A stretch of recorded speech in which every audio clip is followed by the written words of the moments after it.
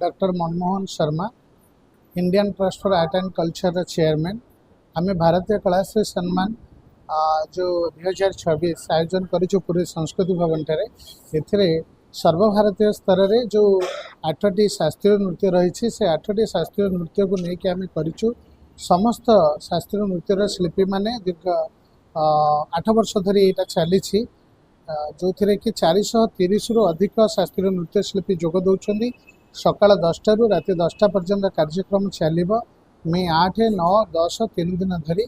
तेणु ए समस्त को आम पर्यायक्रमे सम्मानित करुँ। दिन गोटे बेले प्रातः पर्यायर कलाकार मान सम्मानित करूँ। दिन 2टा रु राति 10टा मध्य जो कलाकार मैंने नृत्य परिवेशन करेंगे से आम संध्या 6टा बेले सम्मानित करूँ। ए पुरी में 3 जन बड़ बड़ गुरु जो मानकर ख्याति अच्छी से आम सम्मानित करुँ। से माने होइछन्ति गुरु श्री पागल स्वाई जहाँ आम ओडिसी नृत्य गुरु हिसाब से सम्मानित करुँ।